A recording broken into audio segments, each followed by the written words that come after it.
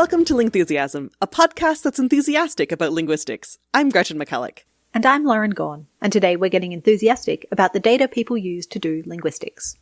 But first, if you wish there were more Lingthusiasm episodes to listen to, or you just want to help us keep making the show, we have over 100 bonus episodes available for you to listen to on Patreon.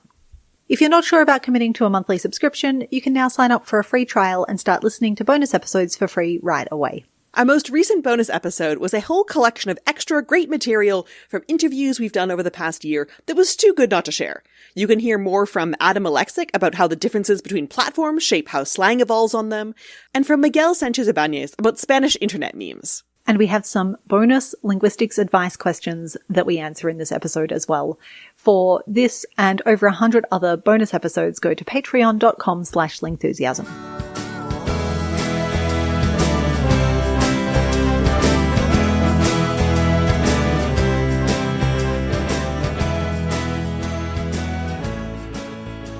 Lauren, what is linguistic data? Like, I'm speaking a language right now, so does that mean I'm linguistic data right now? Absolutely. In fact, we have used recordings of this show with Bethany Gardner to make vowel plots of the two of us, so extremely yes. That is true. So maybe this episode someday will be part of another analysis. This is one of the things that I find so exciting about linguistics.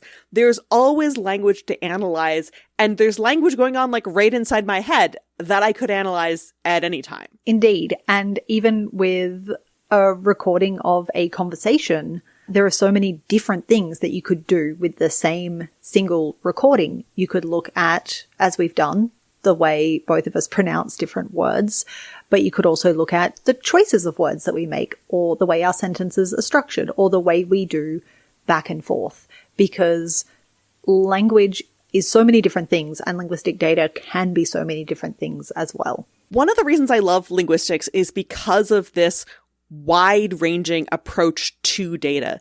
Like, linguistics really is a science. You can do linguistic experiments and get that kind of experimental scientific data. And linguistics is also a humanity in that you can do this kind of detailed textual analysis or very detailed analysis on one particular piece of a story or a conversation and analyze that one thing in its own terms. And all of these fall within linguistics. They're all different ways of relating to language and to linguistic data. Yeah, it could be signed language or spoken language, or you could look at written language. You could look at those things across time for a single person or a single group, or you could look across different people right now. You can do experiments, or you can observe naturalistic data. And one of the things that we want out of linguistics as an academic discipline, as a scientific discipline, is the idea that its data is replicable. And sometimes that can be replicable in the scientific sense. So if you've got like 100 Australian English speakers and you have them read a list of words and then you extract their vowels and you analyze the vowels, the idea is that you could get a different group of another 100 Australian English speakers to read the same word list and you should get the same results. Or if you get a different set of results, there should be some sort of reason why this group is different from that group. Maybe 50 years later, the vowels have shifted because you're doing these at different times. Maybe you're looking at Melbourne and Sydney English speakers. Nothing like a bit of intercity variation to get people excited about comparing data. But sometimes you can learn a lot about language by just studying a story or a conversation in a lot of detail. And the real challenge with this data is that even if you ask the same person to tell the same story again, or even if you have those two people have another conversation on the same topic, it's always going to be different because you're really trying to capture something about that particular moment. And in some ways it makes them feel weirder if you say, now, can you just have the same conversation that you were having before I turned the tape recorder on? And make sure you laugh in all of the same places that you were laughing before, because you're going to find it just as funny the second time around, right? This is maybe a good point to confess that once or twice we have lost a recording of this show, and doing it again, like, I fully sympathize why with you, you can't just replicate that exact moment. Yeah, and even us who are relatively practiced at this point, 112 episodes later, but it's not to say that I want to do every single recording twice. And so in a situation like this, where it's all about analyzing that particular non-replicatable moment, what you want to do is share the recording or share the transcript or share the data in such a way that people can follow your analysis and decide if they can reproduce it and whether they agree with you or disagree with you about it. And that's a very different but still very important way of doing linguistics. Right. And so because there are so many areas of linguistics, there are a lot of different conventions that various areas of linguistics have come up with as far as sharing that data, what format it's in, how other people can experience it, and just like what other bits of information get added on to, you might think, like the core audio files or video files or text files that we then subsequently do stuff with to make it more data-ish. Yeah, every decision we make about how we present data is making a decision that is influenced by the traditions of the types of linguistics you work in. So something like a transcript sounds straightforward, but how are you presenting it? Are you presenting it in the International Phonetic Alphabet? And exactly what symbols you're using is a conventional choice that is standardized. Even adding punctuation, like we don't speak in punctuation. So putting some level of punctuation in, even though it makes it more readable, is still making a level of decision. Yeah, and once you get to know the conventions of a particular part of linguistics, you can look at something and go, oh, that's a phonetic analysis, or the diagrams of the structures of sentences that people draw. Without even looking in detail at that particular diagram, you know a lot about someone's theory of syntax and their theory of sentence structure from the way they've diagrammed and presented that sentence. And this begins to touch on something that we're going to come back to a lot, which is that there isn't a clear boundary between data and theory. Writing data down involves making some theoretical decisions, some that the researchers may be aware of and some that they may not even be aware of. So there's always this interface between theory and data. One of my favorite linguistic data formats, because everyone gets to have a favorite linguistic data format, is the way that if you have a sentence in a language that isn't the language that the paper's being written in, and you want to make sure that people who are reading the paper, who don't necessarily speak that other language, can still understand exactly what's happening or what you're proposing is happening in that sentence. You can write that sentence on several different lines with several different bits of information per line. And we have cited examples that are in this format on the podcast, but because we're an audio podcast, you can't necessarily tell that we're going line by line. Yeah, that's a good point. We use and we read these interlinear glossing conventions for the structure of data all the time. We've just never broken it down that way before. Right. So we're going to give an example in English because you can do this in English as well. It's just that if you're reading a paper that's in English, it's more likely that someone will do this for another language because the assumption is that the people who are reading an English paper already know what's going on in English. So if we have a sentence like the English sentence, I am feeding the guinea pig.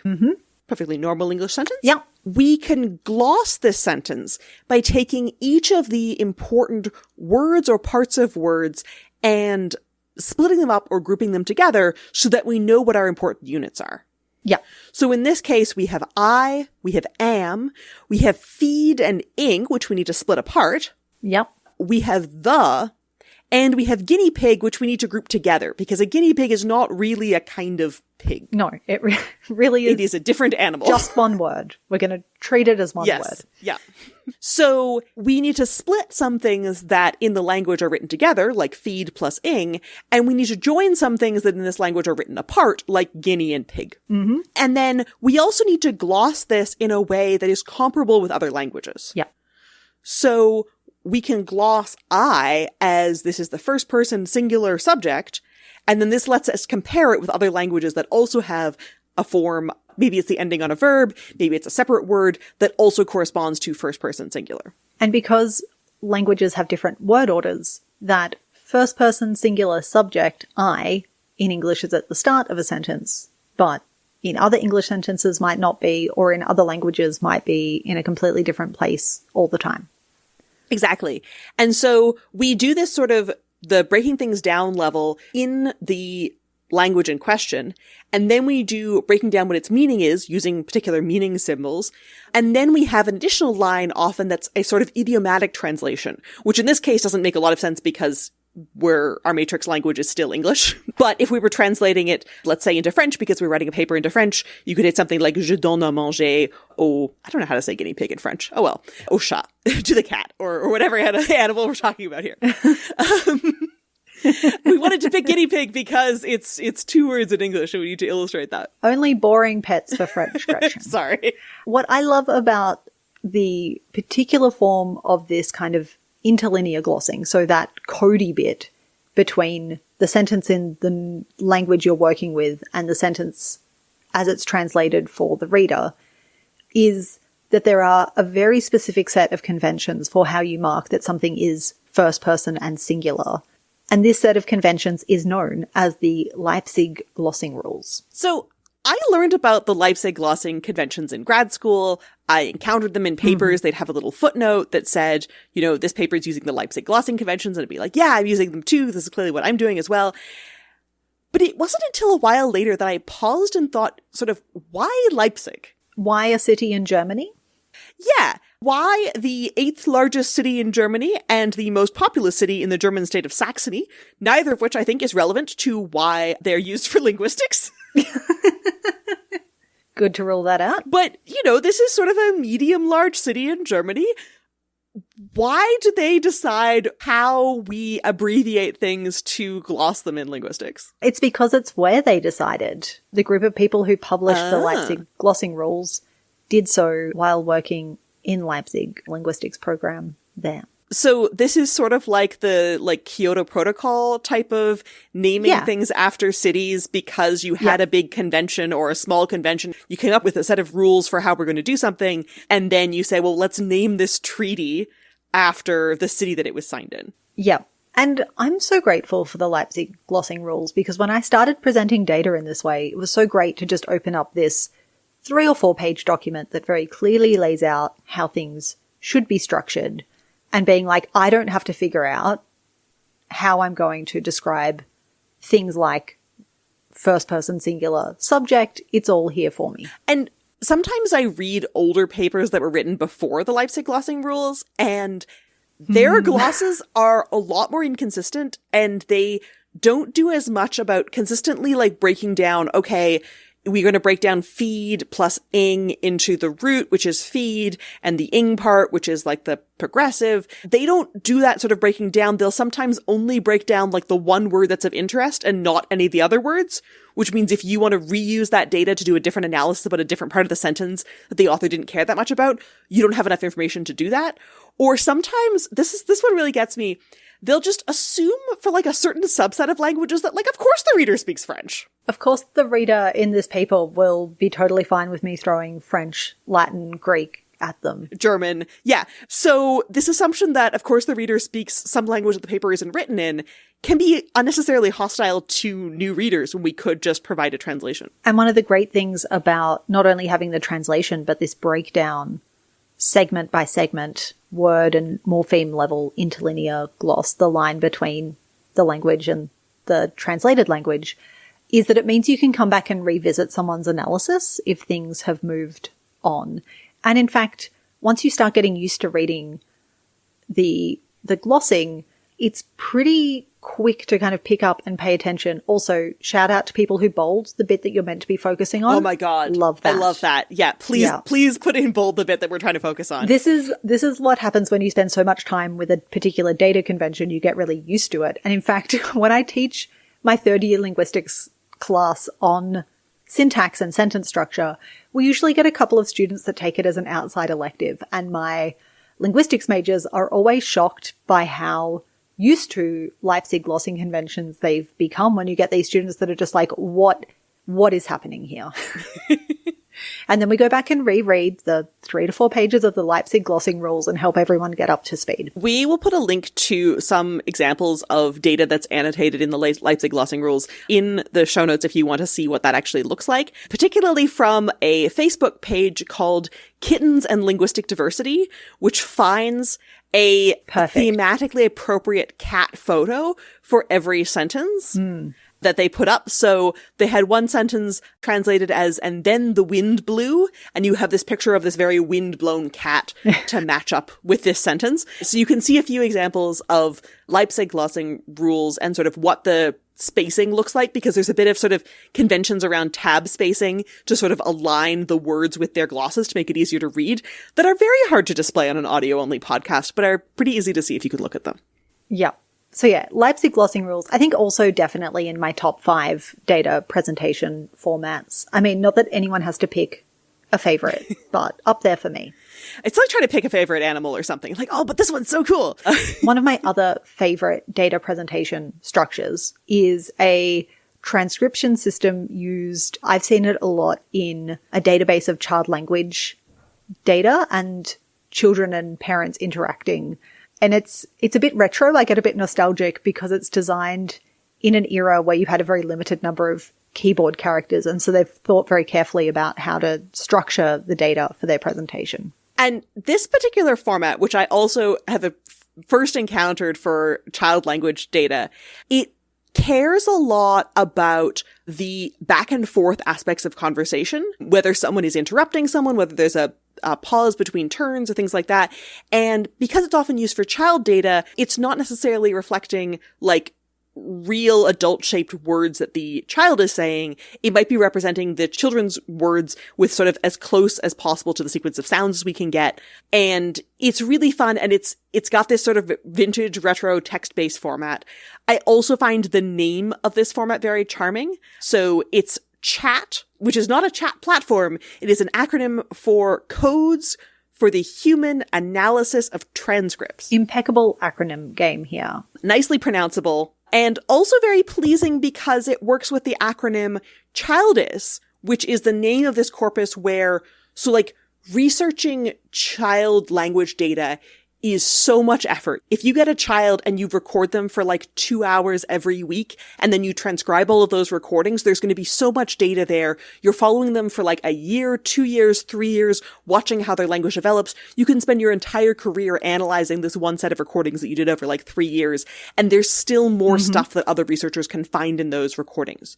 So the child language researchers have very collaboratively put together this whole corpus where they can share all of these transcripts that they've done in a standardized format so that other researchers can just draw on those transcripts and come up with their own theories around the same sets of data. And again, impeccable acronym game. This is the Child Language Data Exchange System, or CHILDIS. Oh, it's recursive. It's got child in the original. It's got child in the later one. Great acronym. And just to really drive home that you can have multiple ways of approaching the same type of data. Another form of transcribing conversation is known as conversation analysis, which shares a lot with chat, but is its own style and its own convention as well. I believe a popular type of conversation analysis system is known as the Jefferson transcription system, which is named after a person named Gail Jefferson, who's sort of notable for being the person who transcribed the Watergate tapes. Yeah. What a throwback. Yeah. So this was a 1973 American political scandal with Richard Nixon and some people saying scandalous things in the White House. But also saying it on tape, which is just a great indicator of how much linguists really will treat any language as a potential data source. Yeah. And so they didn't know that they were being taped. And so they were having these naturalistic conversations. Perfect. And how often do you get to analyze naturalistic conversations, people who didn't know they were being taped, but because it's in the public interest, now this data is public. And so Gail Jefferson did these very detailed transcripts in this particular format, which are all available online if you would like to read them as transcripts. Linguists have analyzed how these people were communicating with each other about this political scandal that is perhaps most famous now for being the source of the gate suffix for scandals and controversies. So Watergate itself has nothing to do with the water. It was named after a complex known as the Watergate complex, like a building where this thing happened. But since then, gate has become a suffix that can get added to a relevant word related to a scandal. So there was like Bin Gate, which happened in the Great British Bake Off when one of the contestants threw his baked Alaska in the bin, and so the judges couldn't judge it. Outrage. Yeah, outrage. Scandal. Terrible. Kate Gate, which is also known as Photogate, but who could pass up Kate Gate when there was all these accusations that the Princess of Wales had been photoshopped. Kate Gate. Right, exactly. Kate Gate. How could you resist the wordplay? The Watergate tapes are also a good reminder that linguistic data is collected in many different types of media formats as well, especially it's hard to overstate just how important the era of recording has been. Like, we wouldn't have modern gesture studies without affordable video recording. And it would be so hard to do the kind of detailed phonetic work that people are doing without recording as well. Yeah. And some of these types of recording media are more stable and reliable than others. So tapes will, especially if they're left somewhere humid or not kept in a kind of stable environment, the magnetic tape will actually crumble off them. CDs can get scratched and the actual data bit can come off as well. I went to a talk at a conference once where they were talking about these really old wax cylinder recordings. So before we had vinyl records that had flat grooves and you put the needle in the groove and it goes around and it produces the sound. Yeah. They had those grooves, but in a tall cylinder instead, and the needle could keep going down. Yeah. And the problem with this, of course, like the problem with a record, is if you get a crack in this physical medium, then the needle goes around and then whoops, it jumps over the crack and then it digs the crack in deeper so it becomes unplayable. So you can have these wax cylinders sitting in an archives that are some cases over 100 years old. Some of our earliest recordings of languages, including some languages where their speakers aren't alive today. And it's we have this data sort of, but how do we play them? And so this conference talk was telling about how they figured out a way to play these grooves with lasers so that they wouldn't damage the cylinder like you would if you were running a physical record needle around it. Yeah. You can play it all with beams of light and then recover most of what was there. Obviously not the cracked bit, but you can get all of the stuff in between the cracks. And they have some recordings of really, really old, songs and people talking in some indigenous languages of the US. And you can now hear what these people were saying. Amazing. And so important because we have these really stable but still cracking records. And we're kind of hitting this data apocalypse point where people who've done field work, cassette tapes last about 50 years. CDs last around 20 to 30 years. We're hitting this point where all these physical media, just through coincidence, are all coming to the end of their physical lives at the same time. And we potentially have this really important data that's being lost. There's this amazing blog post by the Paradisec Archive about how they've built this tape restorer that's kind of trying to solve the same problem as the cylinder records, but for tape, where it simultaneously restores molding and damaging tape as it's coming out of the reel and records it. And often they only get one shot at this. As they are recording, the tape is physically falling away. And it really is this attempt to collect and digitize all of this. But of course, digital data also has its weaknesses if it's not stored somewhere safe. So it's always worth thinking about the physical media of data as well. Right. Just because something has gotten digitized, that hard drive can get corrupted. It can stop working. Websites certainly go down. Mm-hmm. There are so many aspects of this that can happen.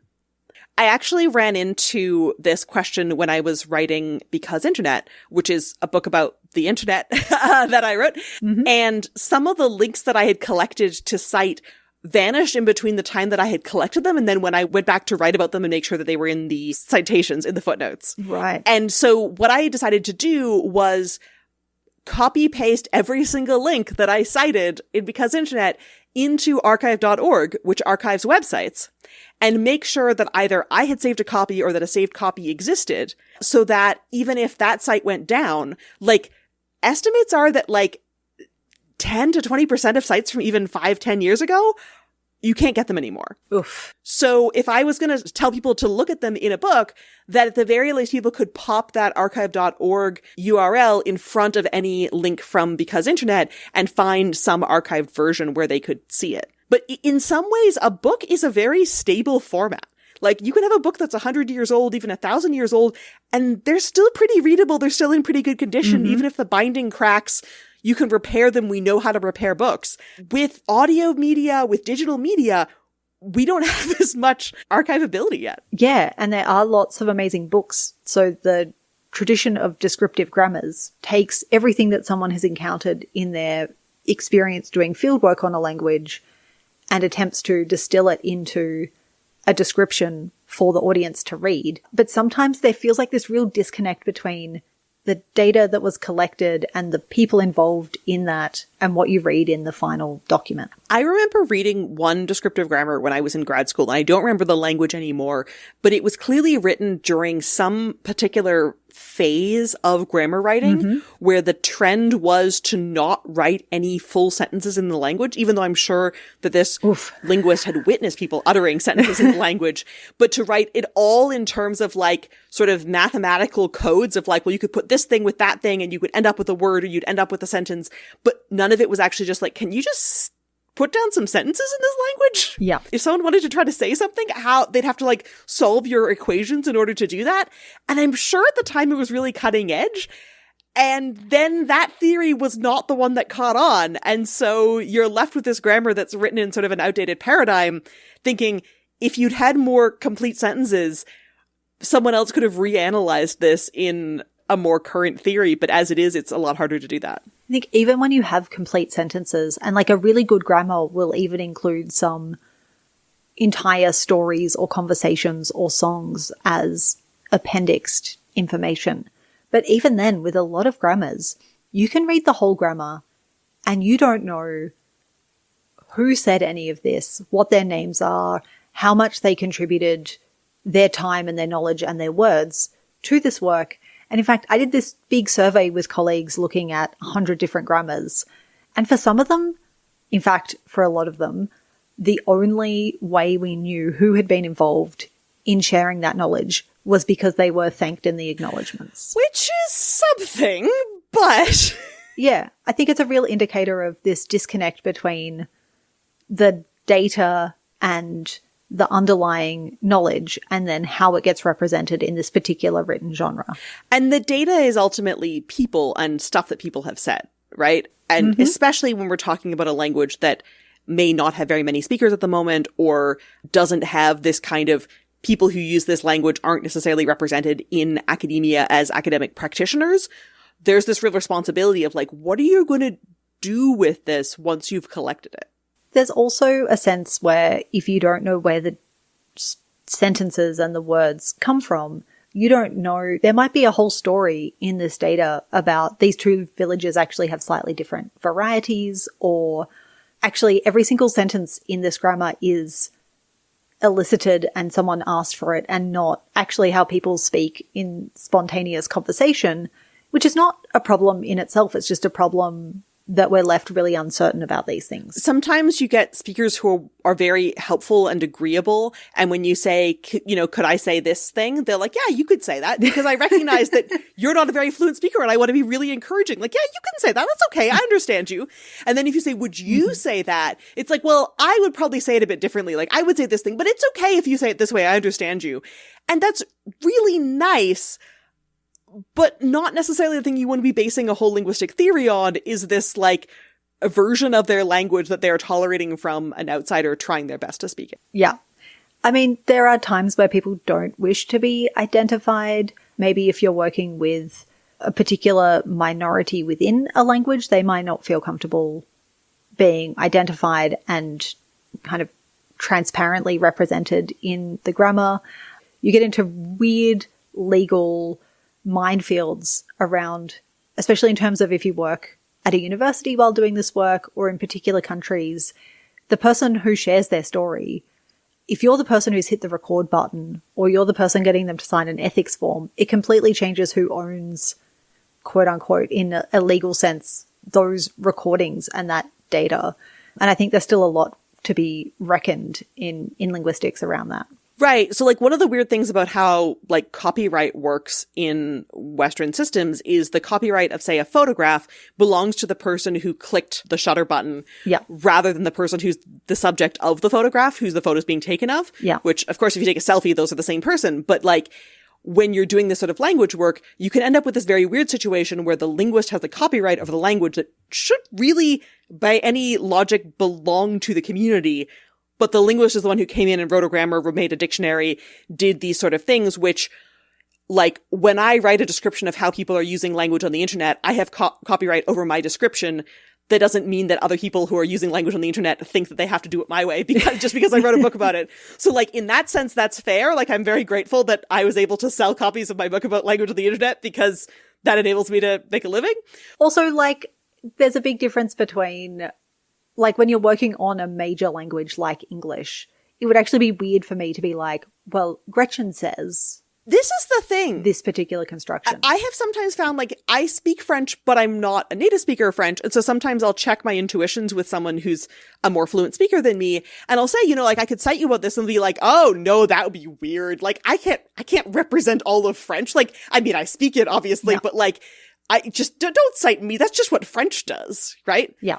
Like, if someone came to me and was like, okay, I want to check that, like, when English speakers greet someone, they might say, how are you? Can I cite you, Gretchen McCulloch, as saying that English speakers say, how are you? I'd be like, no, that's just what people say. Like, that's not me. Like, what would you cite me for that? Yeah.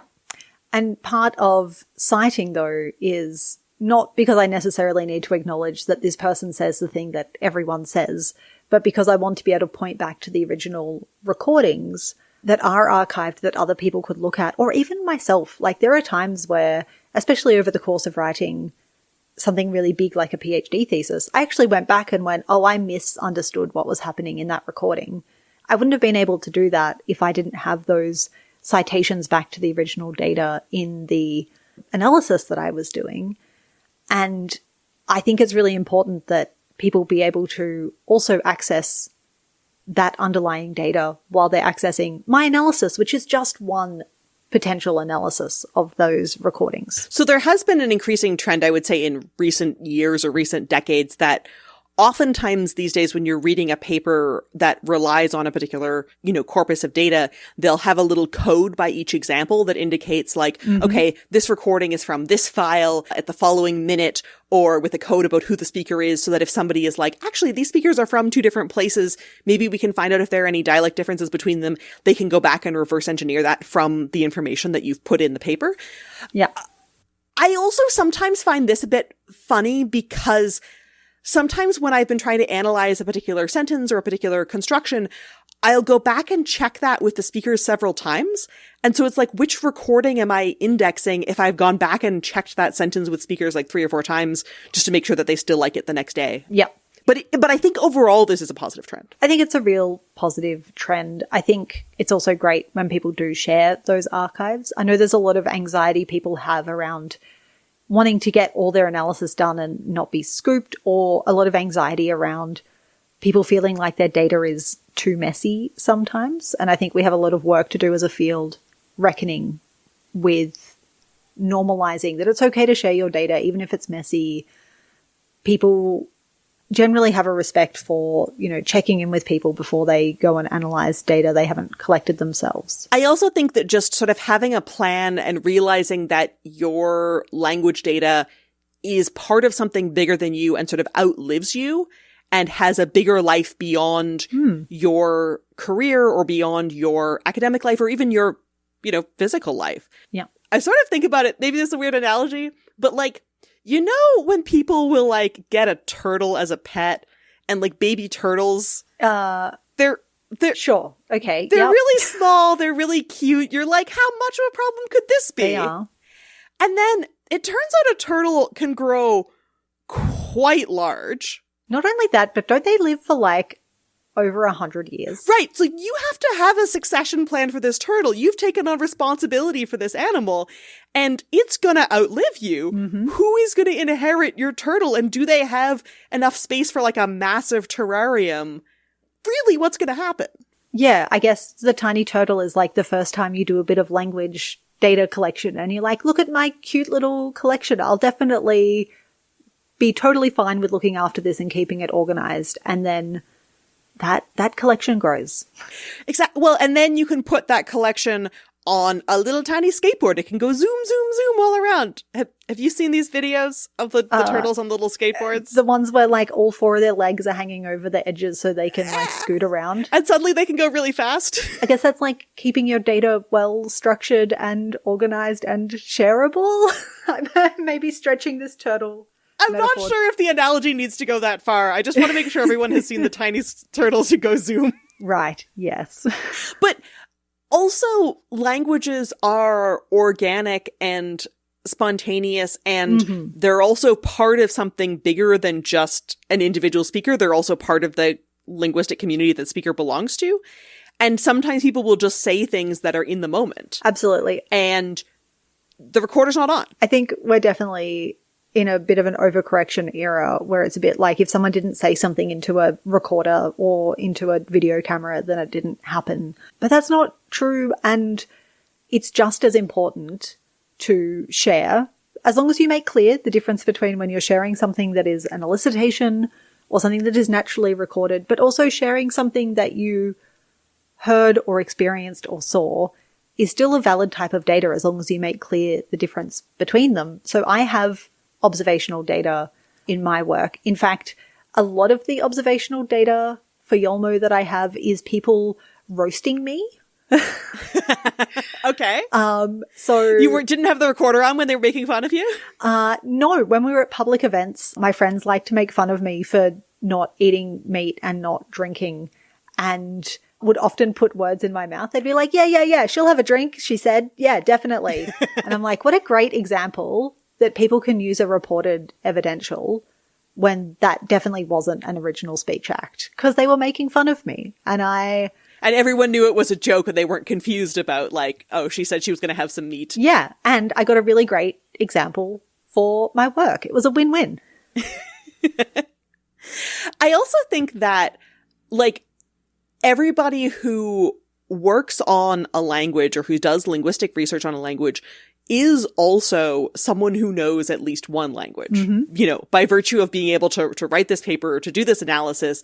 Like we are all users, speakers, or signers of at least one language and potentially several. Yeah. And traditionally in the field, doing research on your own linguistic intuitions, which is possible to do. Like I can say, yeah, you know, this is a sentence of English. This one is not a sentence, at least of my English. Traditionally, this has been known as armchair linguistics because you don't have to venture out anywhere. You don't have to go to a lab. You don't have to go down to the street. You don't have to go out to another country or another place and interview people. You can just stay in your own comfy armchair and say, I know that this, you know, English speakers sometimes say, how are you when they're greeting people. I know this based on my own experience as an English speaker. I don't have to go out and ask 100 people. I'll get the same answer. Yeah. And that's been known as armchair linguistics. And one of the things that happens when people do this sort of armchair linguistic intuitions is they'll report that data in the paper, but they won't cite myself and my own brain as the source of that data. They'll just say, this is a sentence of English. I'm writing paper about English. I can just tell you this. And I think it's important to be transparent about that for a couple of reasons. The first is there can be a big difference between whether it's armchair linguistics, where it's just you and your thoughts and the article, and here's my intuitions, but I also checked with people in my corridor, or I took this with me on a conference presentation to a couple of conferences, because that can change things. But it's also worth thinking about who gets access to the armchair. Exactly. And sometimes people will say, oh, you know, the following construction is not grammatical or is not attested. When what they mean is it's not grammatical or tested in their English or in their version of whatever language. And there might actually be some people for whom it is grammatical who aren't as well represented in academia. And it's fine. Like, I think it's totally fine to work with intuition data.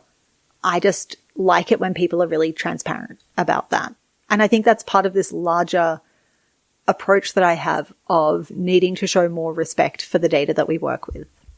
Even if that data is just in your own head, you can have respect for, okay, I'm citing myself as a speaker of this language. Yeah, because academia in particular is very obsessed with like counting the number of books you write and the number of research articles you write, even though the work of doing recordings, doing transcripts. Like Gail Jefferson took so long transcribing those Watergate tapes because it's such a laborious process, but creates such rich data. Like one estimate for how long it takes to transcribe, let's say, a minute of recorded data, which is not that long, is about 1 hour of transcription time per 1 minute of recorded data. Yeah. And this can vary depending on how detailed a transcription you're trying to do, but the time investment is significant. And it's been really good to see some linguistics organizations, some universities are beginning to respect that work as good and important work in its own right. And you've worked on some of the efforts to expand how that work is recognized, Lauren. Indeed. It's not a thing that happens by accident. It's a thing that happens because a lot of people over a long time have built this consensus to respect data as a thing in its own right and to make it more standardized how we cite and refer to the underlying data in linguistic research. So what have some of your goals or successes been when it comes to encouraging people to cite data? So it's been about normalizing this kind of practice. That big survey of grammars that we did, we found there were people who were doing this work already, and you can improve the norms in the field by giving people standards to follow in the same way that I got to download the Leipzig glossing rules and be like, great, someone has done the thinking for me. I'll just copy this template. A very large group of people over a long time have come together to work on 2 documents. The first is the Austin Principles of Data Citation in Linguistics. So we have another location-based document. So this is Austin, Texas, where a meeting happened about this. And at this meeting, they wanted to find a way to articulate that linguistic data is important even before you get to the analysis. But then it's how do you give people a format for that?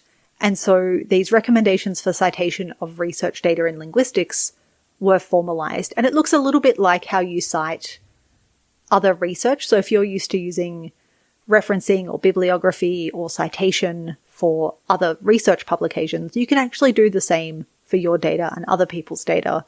And this is known as the Tromsø recommendations because this was initially crystallized in Tromsø in Norway. But with the very charming abbreviation of the Tromsø recommendations, or the T-Rex. Yes. It's a fun little code there. What was it like to be in the room where some of this was being discussed? How many people were in a room like this? So for these 2 relatively short and to the point documents, I wasn't even at these 2 meetings because there were at least half a dozen to a dozen other times where people met and moved forward on these documents. And overall, there were over 40 people involved, I would say. And if you think about, as a very lower end estimate, assuming around a decade of expertise on average in this area, you are looking at so many people at the top of their game who have already been thinking about this so deeply for so long. So that's 400 person years, probably much more than that, because some of these people would have 20, 30, 40 years of expertise of being the editor of a journal or of being the person who runs an archive. And they've encountered a whole bunch of different ways that people have tried to cite data or not cite data or archive data. And they're saying, okay, what can we put together that would be a standard way of saying, here's what you should do when you're trying to acknowledge where data comes from. Whether that's data that's coming from inside your own head, which you can still acknowledge, or whether that's data that's coming from archive work that someone else has done, or work that you yourself have archived, or work that you should have archived and haven't necessarily gotten around to yet. And alongside the Austin Principles and the Tromsø recommendations, all of these people have also been doing a lot of work in their own areas. So the Australian Linguistic Society now has a statement arguing for the importance of data as a research output. A international body that's a network of linguistic archives called Deloman has their award for the best archive, so people can receive formal recognition. And the Association for Linguistic Typology's Panini Award now includes the quality of data citation and archiving as part of the assessment for their award. And Panini is famously the first known grammarian the first grammarian who we know by name. Yeah, he had terrible data citation, but we forgive him for writing 2,000 years ago. He came up with the concept of doing grammars in Sanskrit like 2,000 years ago. So really cool to have a word named after the first named grammarian that we have a historical record of. And all of these things are helping to change norms in the field, hopefully. There's a really great handbook of linguistic data management that brings a lot of this together as well.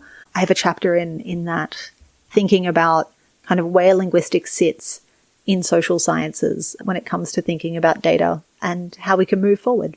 That's one of the interesting things about this movement to cite linguistic data more clearly and to have principles around that is it brings linguistics into conversation with other social sciences and with other academic disciplines who are also trying to figure this out, especially in the digital age, like how to do data citation. Yeah, a lot of the time it wasn't necessarily important for us to invent something completely new, but to see what were the best practices that we could take from psychology and anthropology and other social sciences and other humanities. I think that when it comes to linguistic data, it's really important to be constantly reminded that it's not just about, okay, you see some language on the page or you see some language in a video or in an audio recording, and that's just what it is. So many people had to be doing so many things in order for that language to exist in that particular moment. Whether it's the community that supported that person learning that language in the first place, the person themselves who is saying whatever they're saying and being there and being willing to participate in linguistics, and the technology that exists to record them, the linguist that is there trying to figure out what's going on, the future generation of linguists, and potentially also community members who want to be involved in that language and have access to that information. All of these come together when we're talking about linguistic data, and all of these are important reasons why making those contributions visible is so important to keep as part of the record for how humans do language.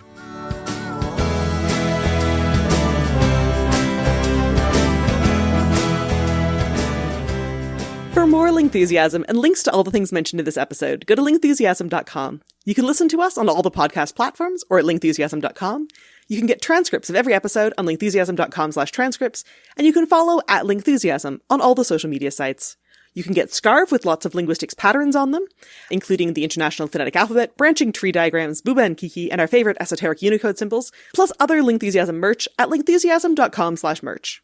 Links to my social media can be found at gretchenmcculloch.com. My blog is allthingslinguistic.com, and my book about internet language is called Because Internet. My social media and blog is Superlinguo. Lingthusiasm is able to keep existing thanks to the support of our patrons.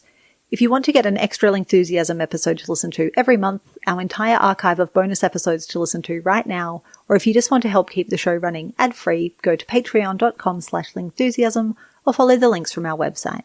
Patrons can also get access to our Discord chat room to talk with other linguistics fans and be the first to find out about new merch and other announcements. Recent bonus topics include World Linguistics Day back in November, a discussion about the Voynich manuscript with Claire Bowen, and a whole episode of bonus content from recent interviews.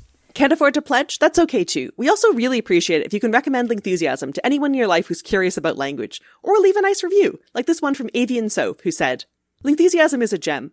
It's an educational podcast hosted by two linguists who are very thoughtful about the pedagogical design of the podcast to make it both an entertaining and educational listening experience, and they're so good at that. I always come away from an episode going, wow, that's so cool about the things I learned from them. This is also a podcast with really well done transcripts. They pay someone with a linguistics background to write careful transcripts that read clearly and have all the specialized vocabulary accurate and laid out in a way that's coherent in text form, even if the original was intended to be understood through listening to sounds in your ears. I followed this show solely via transcripts for years, before I finally transitioned into being able to listen to it regularly." Lingthusiasm is created and produced by Gretchen McCulloch and Lauren Gawne. Our senior producer is Claire Gawne, our editorial producer is Sarah Dopiarella, our production assistant is Martha Tsutsui Billins, our editorial assistant is John Crook, and our technical editor is Leah Vellman. Our music is Ancient City by The Triangle. Stay Lingthusiastic!